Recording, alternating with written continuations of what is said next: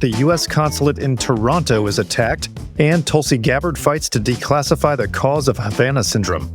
I'm Daily Wire Executive Editor John Bickley with Georgia Howe. It's Tuesday, March 10th. This is Evening Wire. Shots were fired at the U.S. Consulate in downtown Toronto early this morning in what authorities are calling a national security incident. Daily Wire reporter Zach Jewell has the latest. Police say two suspects exited a white SUV around 4:30 Tuesday morning and fired multiple rounds at the building before fleeing the scene. No injuries were reported. Officers later found shell casings and damage to the entrance. The Canadian Mounties are working alongside Toronto police and U.S. officials, including the FBI, as they investigate whether the shooting may have broader connections. In the meantime, U.S. and Israeli diplomatic sites have increased security. Iran is at it again, escalating their threatening rhetoric against President Trump. After Trump warned that the U.S. would hit Iran, quote, 20 times harder if it disrupted oil traffic, Iran's Supreme National Security Council head said they don't fear paper threats and told Trump to watch out for yourself. Trump had specifically warned that any attempt to block the Strait of Hormuz would trigger overwhelming retaliation. War Secretary Pete Hegseth echoed that message, and American military leaders say a range of options, including escorting ships, remain on the table.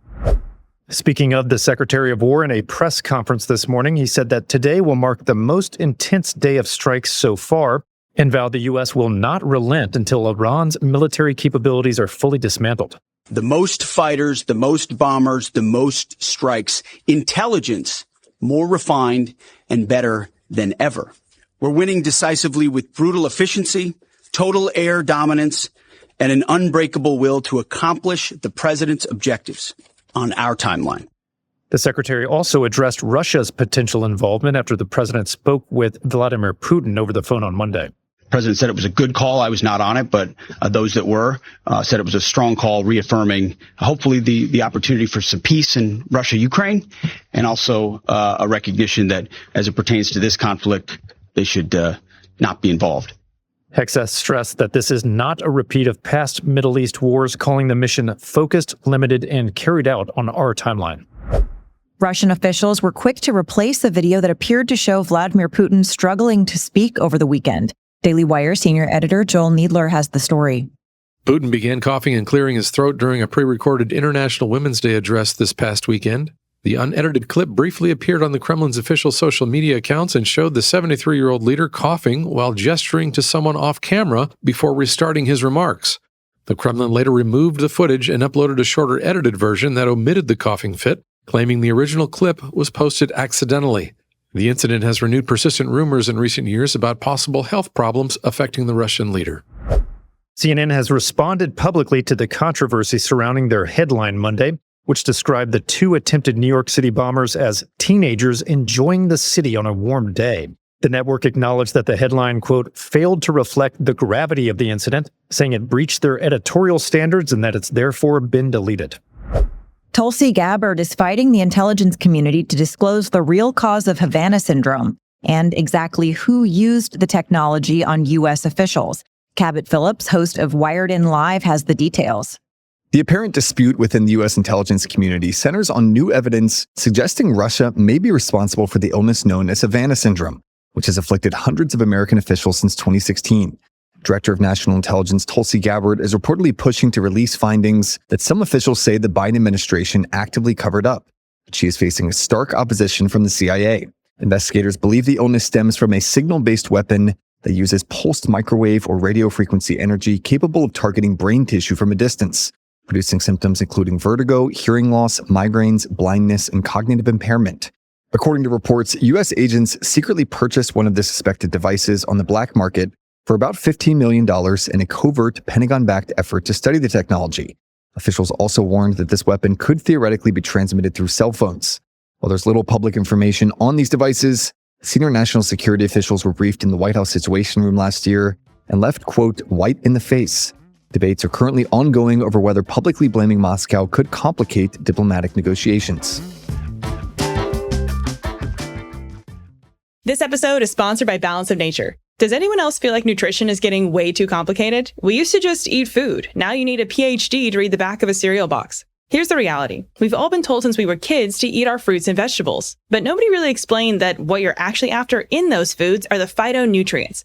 Those natural compounds your body uses to adjust, repair, and respond every single day. The more we've tried to improve food in factories, the further we've gotten from what your body actually recognizes as food. That's why I like Balance of Nature. They take real produce and run it through a tailored vacuum cold process that stabilizes its phytonutrition, instead of nuking it with heat and chemicals. Their whole health system bundle includes their fruits and vegetables and fiber and spice supplements, giving you 47 ingredients of whole food and their phytonutrients in a simple, consistent routine.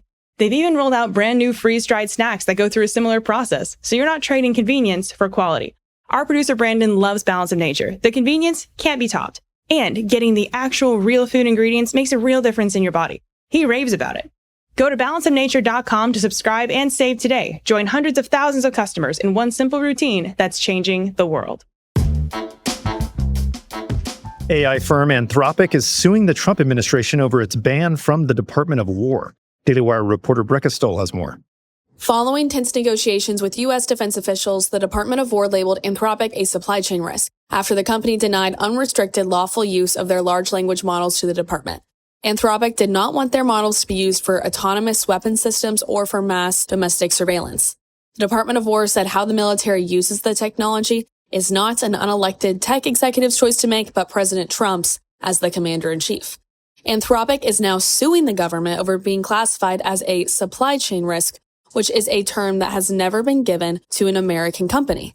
Undersecretary of War Amel Michael explained the unprecedented supply chain risk designation is needed because he didn't want the risk of Anthropic's policy bias to enter into any part of the defense enterprise. Quote, if their model has this policy bias based on their constitution, their culture, their people, I don't want Lockheed Martin using their model to design weapons for me.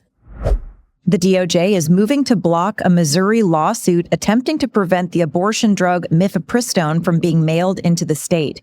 In a suit filed on Friday, the DOJ argued that allowing the suit to move forward would inhibit an ongoing safety review being conducted by the FDA. The DOJ filing asked the judge to put the lawsuit on hold while the FDA reviews the risks of mifepristone or dismiss the case altogether. A spokesperson for the Justice Department told the Daily Wire that the intent of the filing was to allow the FDA to oversee drug policy, not the federal court system. This week, during the United Nations Commission on the Status of Women, the U.S. was the only nation out of 36 to vote against a woke document that promoted gender ideology. Daily Wire culture reporter Megan Basham has the story. Bethany Cosma, director of global affairs at HHS, said this year's document for women's issues was, quote, a disappointment. She noted there was no mention of motherhood or unique female experiences, and that, quote, it failed to define what a woman is. Cosma and her team offered amendments to include language defending the integrity of women, but when it came time to vote on them, the council bundled them together. This was a major issue as some nations who might have voted for one amendment also refused others, so grouping them virtually ensured a failed vote. Despite the setback, Cosma said, I'm really proud of us. We were the only country that was voting to protect women and girls. An appeals court has struck down Washington, D.C.'s ban on high-capacity magazines for firearms. We spoke with veteran and Daily Wire producer Justice Spuler for more. A local D.C. law had previously capped magazine sizes at 10 rounds for all firearms, which led to the arrest of Tyree Benson in 2022, who was found to be in possession of a 30-round magazine. Following several appeals, a 3-judge panel in D.C. has now cleared Benson of all charges, ruling the ban unconstitutional. The majority held the opinion that magazines exceeding 10 rounds are, quote, ubiquitous in the United States and that banning them would be an undue burden on the Second Amendment. The sole dissenting judge claimed that while some larger capacities are common, a 30-round capacity magazine is excessive and not, quote, in common use for self-defense. Now, we should note that 30-round magazines are not only common, but they're the most common capacity magazine for AR-style rifles, which are routinely used for self-defense. D.C. is likely to appeal the case to the Supreme Court. The NBA has stepped in, forcing the Atlanta Hawks to cancel their strip club-themed promotional night. Yes, really.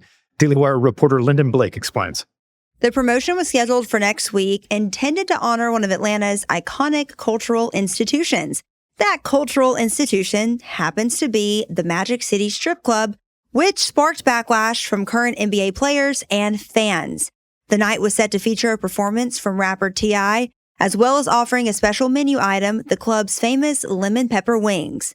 Following some high-profile concerns, including statements from San Antonio Spurs center Luke Cornett, as well as Warriors center and former Hawks player Al Horford, NBA Commissioner Adam Silver has decided to intervene, forcing the Hawks to strip the promotion. The Hawks did issue a statement in response, expressing their disappointment in the league's decision.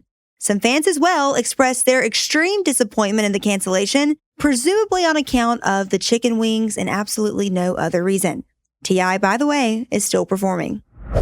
A Pixar executive explained why the animation studio removed a gay storyline from one of their recent films. Daily Wire entertainment reporter Amanda Harding has the story.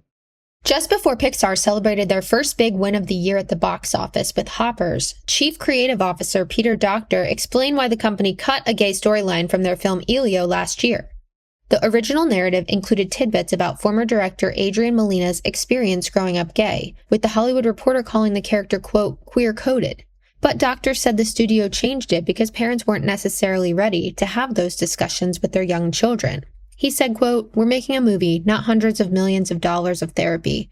As time's gone on, I realized my job is to make sure the films appeal to everybody."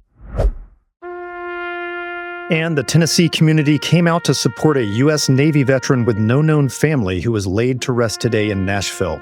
Lonnie D. Wayman received full military honors at the Middle Tennessee State Veterans Cemetery this morning.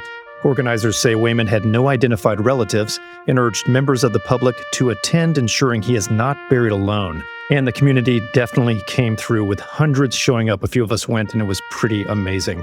The ceremony honored his service to the nation with the dignity and respect every veteran deserves. Those are your Drive Home updates this evening. To learn more about these stories, go to dailywire.com. And in case you missed it earlier today, we covered some major stories, including the FBI raiding the homes of 2 ISIS-inspired men in New York City, the price of oil surging over the Iran conflict, and the Iranian women's soccer team making a bold stand for freedom. Thanks for tuning in. We'll be back tomorrow morning with another full edition of Morning Wire.